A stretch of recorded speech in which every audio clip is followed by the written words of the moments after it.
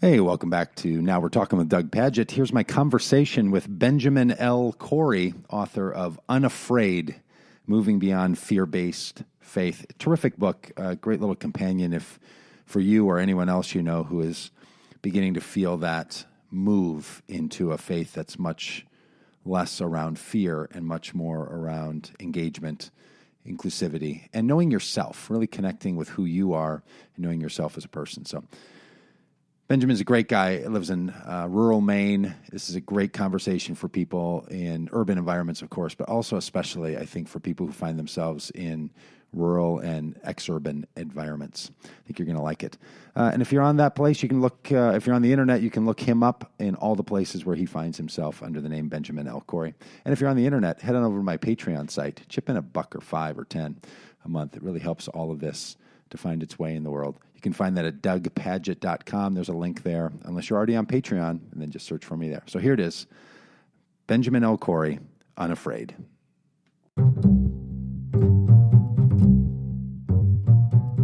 Benjamin Corey, congratulations. Hey, congratulations on being unafraid. thanks, my friend. And being the author of Unafraid. Right? Moving beyond fear-based faith. Yes. A clean yellow cover, black type. Looks great. Isn't it a beautiful cover? Like with my first book, I remember seeing like the cover options to it and had a lot of feedback. When Harper One sent me this one, I'm like, this is the cover. This is great. Yeah, both my agent and I, our first sight, we just loved it. So yeah. Great. Well, congratulations. It's great. Thanks, my friend. All right. So tell us a little bit about what you do, because people might say, Ben Corey, I know him from the internet. He's a very famous internet guy with a big Facebook fan page and a blog that I've read before. Back when people read blogs, right?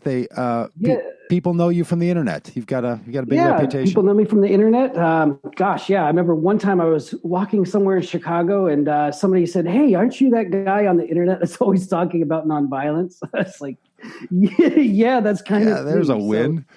I started blogging back in 2013 under the name formerly Fundy, and the blog just kind of took off. And then, of course, wrote a book called Undiluted, and have been blogging ever since, and doing stuff on Facebook. And now I have obviously come out with my second book, Unafraid, Moving Beyond Fear-Based Faith with Harper One. And folks know me from the internet and, bumping into me in other places. Well, I count myself as privileged to know you in person.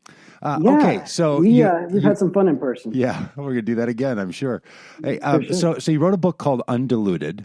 You've written a book called Unafraid, the book people should go on Amazon and buy right now, or barnesandnoble.com. And you have a blog title and a name as formerly Fundy. Those three all have this kind of undoing nature to them, this unraveling, this not that kind of tone. Can you talk a bit about that and why that's been important to you and what's going on with that? Yeah, and in fact, Unafraid is kind of graduating into something new, which is why I really, really loved this book. I'm definitely my biggest critic, and I've told some friends that, gosh, Unafraid is like the very first thing where I sit down and read it myself. I'm like, you know what? I feel good about having my name on that. So I came out of, Christian fundamentalism, that I got tangled up in as a teenager, and just all kinds of beliefs that really impacted me over the years for the negative. Everything from, dispensational eschatology, waiting for the rapture to happen, being petrified of God. In the book, I talk about how, as a kid, I think I, asked Jesus into my heart 874 times, because I was always afraid that, do I only think I did it? Like, what if I just think I did it and I die today and realize that, oh gosh, that was just only in your mind. You didn't really do it, so you're not getting in. Wow. But so I started my blog as a way to kind of deconstruct fundamentalist beliefs. And Undiluted was kind of about beginning to start back over with Jesus. The subtitle of the book is, Rediscovering the Radical Message of Jesus. But where Unafraid comes in is finally, like after a few years of blogging, I woke up one day and had a crash. It was like a deep spiritual midlife crisis kind of a thing, where I was like, you know what? I'm not sure what I believe anymore. And it was really hard to go through that as kind of an internet personality where people, a lot of people get their theology from me. And I realized that what was happening was that I was so focused on deconstructing and tearing things down that I had previously believed, that it hit a point of being like, okay, so what do I believe? Do I believe in anything anymore? It also kind of really became dissatisfying. And so where Unafraid comes in is Unafraid is like, you know what? Enough with just this deconstructing and being left empty-handed. Let's move beyond. Let's go somewhere else. And so for me, Unafraid is different than a lot of my previous work in that I'm not just trying to deconstruct. I'm like, hey, let's go somewhere. Yeah. So getting a little bit into sort of your personal temperament here, if you're okay with me, you're sort of prodding into your personal temperament here. The idea as a kid that you were afraid, and the faith that you're, or as a teenager, I guess, that you were afraid. Do you think that was in part like your own? Is that part of your temperament and personality? Like, are you the kind of person that has some anxiety and so on? So this kind of faith sort of hit you hard, or so was it kind of taking advantage of this way that you are, or do you feel like, no, I got into this religion and man, these people, they shook me in a way I had never been shaken before. Like they brought something totally new to the package. And I'm asking that because I think as a lot of us grow and develop and start to unravel and step into something new, we find ourselves sometimes carrying along those same passions. So a lot of people that I know who were really afraid as a kid of God, sometimes they'll not be afraid of God, but they'll still carry on these other fears of other things, right? You see what I'm getting at? Like how No, absolutely. In the book, I talk about how fear has this way of generalizing into all these different areas of life, which is why the book actually hits on so many different topics, because I just decided to see how far the rabbit trail went. But as far as like as a kid, I think it's really an issue of both and, in that I don't think it was so much that I was afraid of as a kid. It was that I was always the smallest kid around, really, really short. I'm only 5'6", and I was always smaller, always picked on, always feeling excluded. And so I think that my deepest fear became that I wasn't good enough, that I wasn't maybe acceptable, maybe I wasn't lovable, like something's different or wrong about me, like had all these body image issues and how those played into me, like not feeling accepted. And so when you combine that with a religious teaching of like, hey, if this doesn't happen, God doesn't accept you. I already brought into it this deep fear of inadequacy. Man, once you start adding this God stuff to it, man, it's really messed my life up in a lot of ways over the years. In the book, I get more vulnerable in this book than I've ever gotten before. And I really realized looking back how I started to live like self-fulfilling prophecies of not being lovable, not being worthy of including, and things like that. Yeah, and in so many ways, and you write about this one in the book, that your own development theologically starts to pattern and follow your own development as a person, your own mental health development, your own change of yourself. Like these two things go together, don't they? That when someone becomes more healthy, they start to think, maybe that way religion or my beliefs were functioning in my life, they don't do it anymore, which is one of the suspicions I have, and I think you do well about this in the book. It's one of the suspicions I have about why some churches and some religious systems don't encourage enough, or sometimes even actively discourage, people doing their own personal kind of work, right? Because if you hooked a person into your system when they were thinking in one particular way and they start to think in other ways, they're going to leave that system at some point, right? And, exactly. No, definitely. And I think like doing your own personal work is so important. And as people will see in the book actually begins and ends with me sitting in my counselor's office. And I think like, I did a couple of years of personal work, and I really, hope to encourage people to not shy away, shy away from that, and that we all have baggage that we're carrying. We all have different ways of thinking that we don't fully understand, and being able to sit down and slowly over time untangle them can be one of the most rewarding experiences in life. And I think some of the healthiest people that I know are people who have a counselor, and they like go do work, and they don't leave it for, counselors are for people that are only like, really spiraled, deep into mental illness or something like that. Yeah. Like I just think having those trusted counselors who are trained and able to really prod. And that's how I opened up my whole can of worms, was sitting in counseling and really being held to the fire about some of my thought processes. So another thing I find for me personally, and refreshing and I think important in the work that you're doing in Unafraid, the book you should buy on Amazon or BarnesandNoble.com. Barnes & Noble has some 800 signed copies available. In their stores? Not in the stores. This one, the signed copies are only available online. You can get a signed copy online. You can. I spent my summer autographing copies of the book for Barnes & Noble. So they have 800 for sale online. Really? Yeah, I love that. It was a lot of fun. Good. So one of the things I think that's really helpful in those signed copies of the books that you can buy at BarnesandNoble.com. Yes, Jane Love, we're talking about BarnesandNoble.com.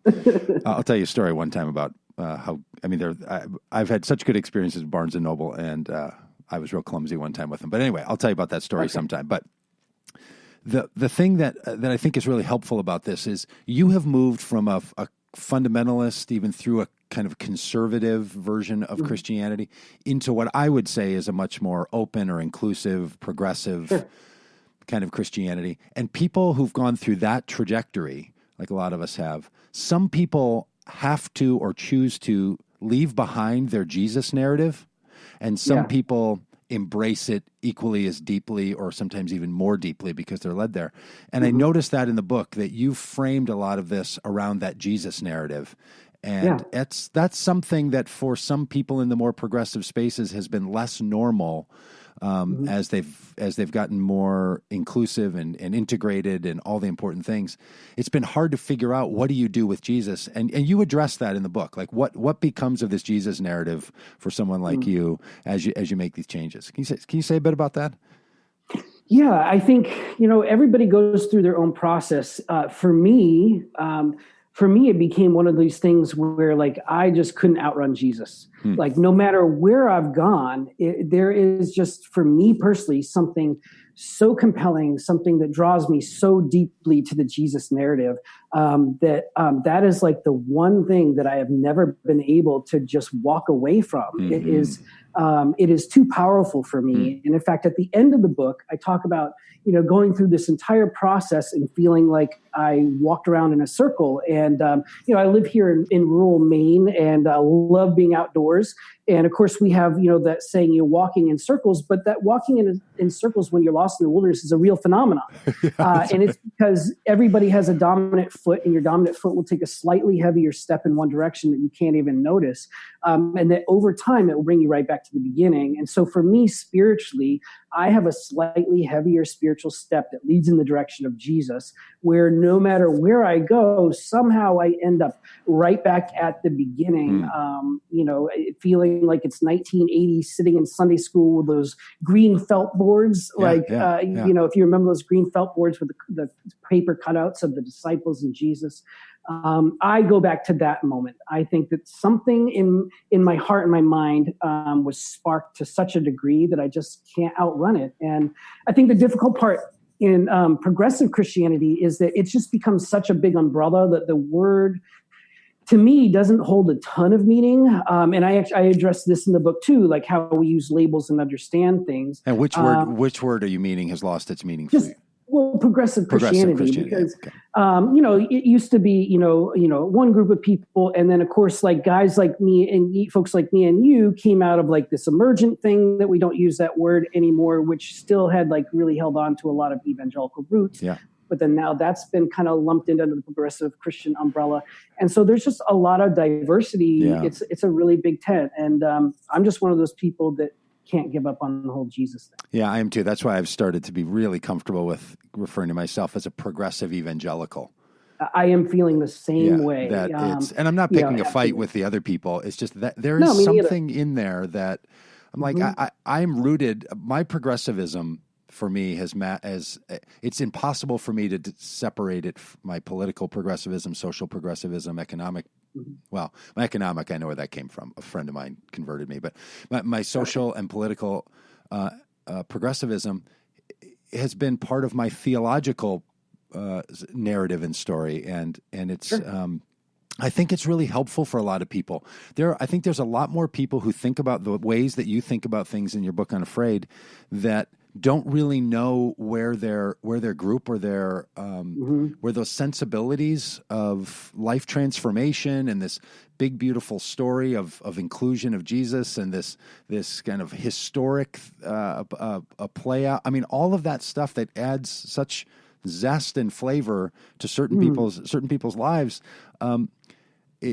It's not that everyone has to have that. I don't even think it works that way for everyone. But boy, there are a lot of people who just feel really like they're missing out on that. They want that. They want to tell stories like that. They want to root it back in that way. They want to they want to do that. Now for people, so there's always two kinds of people when it comes to when you're publishing a book. There's people who are really interested in your notions, but they're never going to read your book because they just I don't know, they just don't read books, right? They're just they're part of that whatever. I think it's 50% of the population that just doesn't read books, and or if they do, it's it's on vacation and it's not life development. And then there's other people who really dive into the book, right? So for some people, when they do interviews like this, they feel the need, they feel cautious about giving too much away. Like, don't say everything that's in the book because then people won't buy the book. Right. So I happen to think, no, if they hear what's in it, they're going to buy it because they're going to love to know. People buy books because they already know what's in it, from their friend or from somewhere else. If someone reads the book versus reading your blog, following you on Facebook, listening to this interview, what do those people get when they bring the very firm hardcover back, 230-page tome that is Unafraid? What do you think, having written it and now spent a lot of time editing it and signing it, what do you think people get out of having the actual book in their life? Yeah, I think it's a really big difference versus, my book voice versus my blog. On my blog, I am usually trying to do a bite-sized argument about a certain issue that is coming up in a certain context. I'm trying to take a small theological concept and tie it to a current event. And I have this edginess and punchiness to me when I write the blog, and just to get it out there. The book is much more, take a breath, like, let me invite you in to see the real me. And so for me, it's written much more from a gentle pastor's heart. It's written in a vulnerable way of like, hey, you know what? I am going to open up and let you see my own personal journey, my own personal struggles, things that, I still struggle with. And so I'd said in a blog, before the book came out that I was about to have a vulnerability hangover, in that this book is just very, very different than my first book, or how I had ever blogged. And so I think people with this book, they get much more of a gentle, authentic, glimpse into one person's story who I think isn't all that unique. I feel like the reason why it's already resonating with so many people is because being able to show how my heart has functioned is very similar to how their journey and how they feel. And so I feel like people will just really realize that, I know what that's like. That's pretty similar to mine too. Yeah, I think that too. I feel like that's the real gift of this book. It becomes this like companion for people, right? That they have a couple of friends they can talk about these things with, but sort of sitting with you through the long narratives of your own personal story and transformation gives them that other person, right, that they're connecting with. And that's really what I wanted to do. Yeah, is to kind of write it as like a conversation with friends. Yeah, where I'm just willing to be really real, and in the book I get really real. It's very lonely, this life transformation business, isn't it? Like when people go through serious life transformation, you begin to realize you're changing in a way that even your own past and your own sense of yourself isn't a close companion to you anymore. right? You realize Right. I'm not like that. And once you start separating sort of from your own past, and then relationships change, you're just a little more quiet around certain people than you were before. You start to feel this shift happening, and boy, it creates a real sense of loneliness. And a lot of therapists and people have lots of big words for it, liminal spaces and transitional spaces and becoming, but at the lived experience, it's awfully lonely for people. Yeah, no, it's actually comforting to hear you say that, in that this book was written from an intense space of loneliness on multiple levels. In that, as I went through my transition, I lost so much, and I live in rural Maine and had lost my friends, had lost my church, and really became, very isolated. Whereas, if for people who live in a big city, even though you can end up socially isolated, there's other options. Yeah. But when you live in the middle of nowhere, your options are like very, very limited. And then for me, I talk about it in the opening chapter, being more of a internet personality made it even more difficult. Yeah. Because then it's like, oh, my life is under a microscope. I can't say certain things out loud because you say something out loud and it's in front of thousands of people. And so I felt, it was almost as if the more known I became, the more isolated I felt. And that was the space I wrote this book from. Yeah. And I think that's why it comes across as just so raw and real. What do you think it takes for most people to get into the situation you were in, where you could move beyond a fear-based faith? Do you have? Is there anything in all the conversations, all the blog posts, your own experiences that you think are? Because there's some people right on the bubble of that, like they're afraid this is about to happen. This happens a lot when people are going through a change, right? They realize, oh my gosh, I think that's about. I don't want that to happen. Do you have a sense about what it is that gets people over that hump? Into it all depends if it's like so the whole concept of Unafraid had like two different angles. Yes, number one, it was about moving beyond fear-based faith and the root that fear has in our faith, growing up. It was also rooted in being unafraid to name out loud the things you don't believe anymore. And so there's kind of like two parallel things going on in the book, talking about fear, but also being unafraid to name what you don't believe anymore. And so for me, that was kind of my aha moment, sitting down with Rob Bell on my own podcast. And I asked Rob a question that was really about me. I said, what would you say to somebody who says they don't know what they believe anymore? And Rob said, I would say it's not true. What is true is that in this moment, you're just keenly aware of some things you no longer believe, but that's different.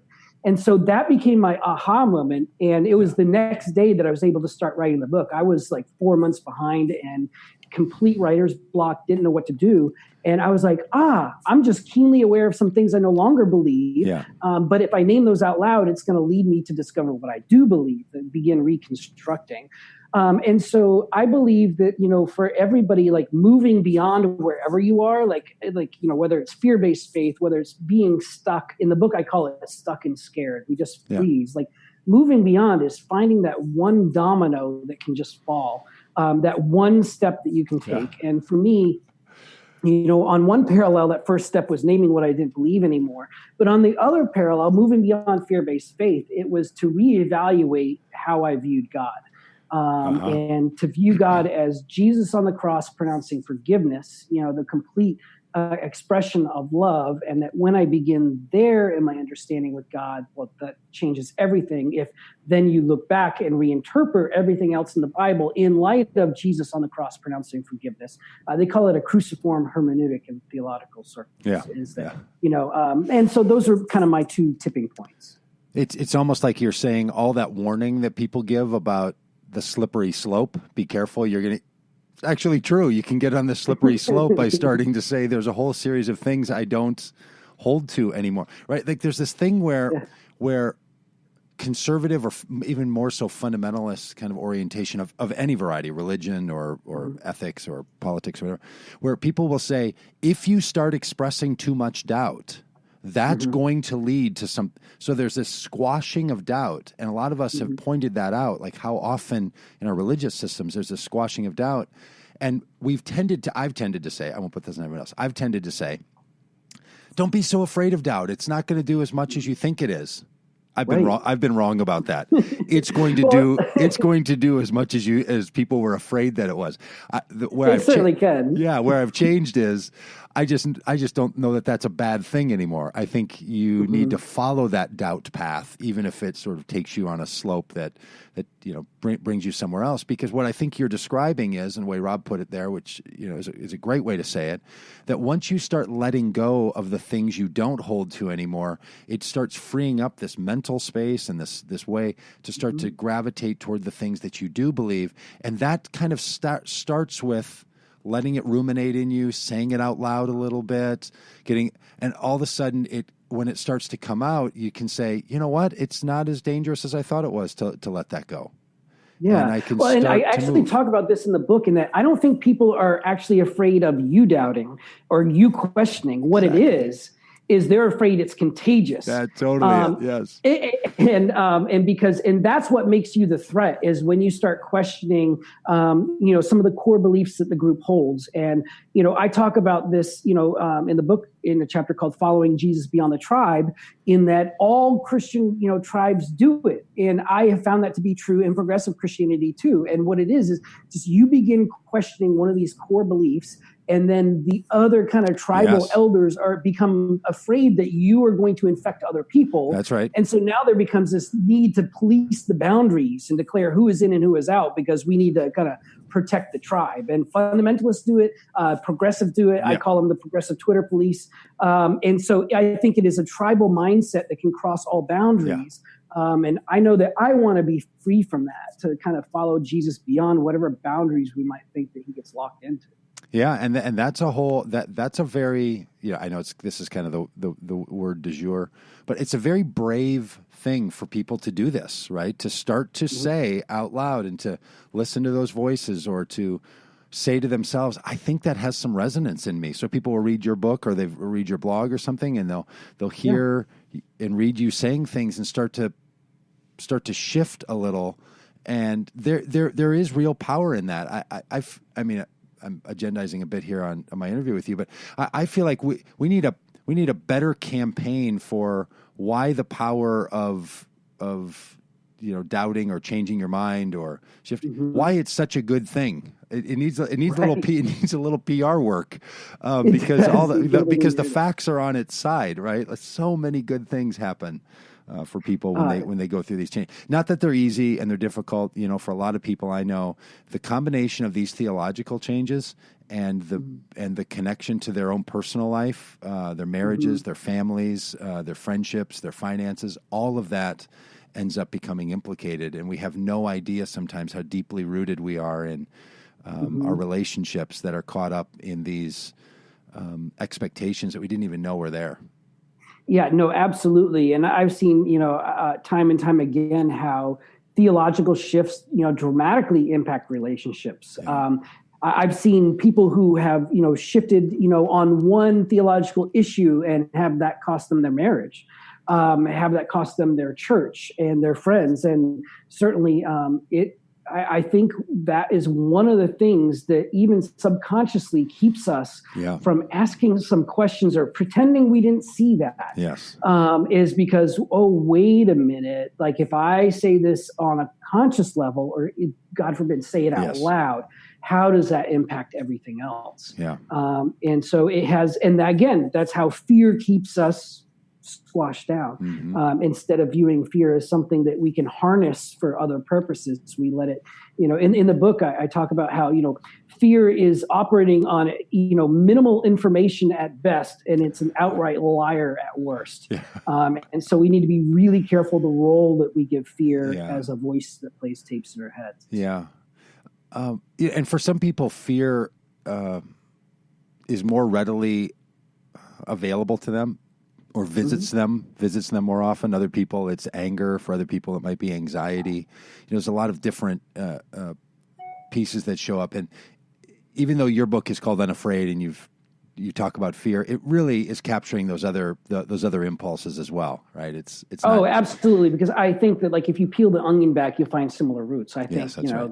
fear is an expression of anxiety, or anxiety an expression Yeah. of fear. And the same thing with anger. Often anger is because you don't feel like you have control over a situation, and so you're afraid it's going to turn out different than you want. Yeah. And so there's just all these different, manifestations that fear Mm-hmm. can take on. And to name it for what it is, I think, is a first step in really getting control of the role that it can play in your life.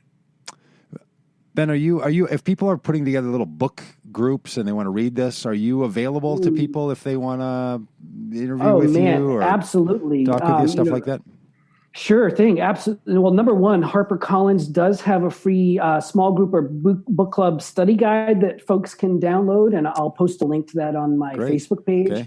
But also, by all means, if people want to put together a book club or do a small group study on this, and they do, 8 to 10 people or more, I would be more than happy to, as a bonus, to throw in a Skype session at the end with the group. Yeah, excellent. Are you traveling at all? Can people come and find you, or do they need to get themselves up to rural Maine and see you in person? Oh, I do travel a bit. Some of them I will be speaking and doing a book signing in Massachusetts next week, but I think it's a closed event.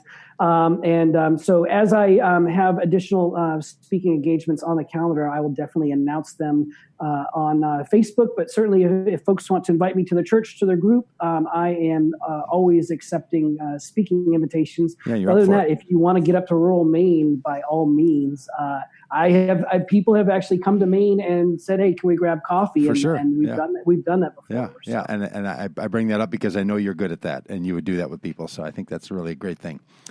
Yeah, for sure. And tell people who aren't yet familiar with your website presence and all where they can connect with you. Obviously, Benjamin Corey on Facebook, but yeah, Benjamin L. Corey is my handle on all social media. So Facebook at Benjamin L. Corey, Twitter at Benjamin L. Corey, BenjaminLCorey.com, and then of course my main blog is at Pathos, where anybody can readily find me there at Pathos.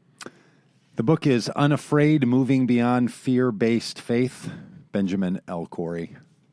Doug Pagitt, thank you, my friend. It's good to be with you. Yeah, congratulations. I think it's a great book, and I really hope people spend some time with it because I think it's a real companion. I appreciate that. Hope to see you soon. All right, buddy.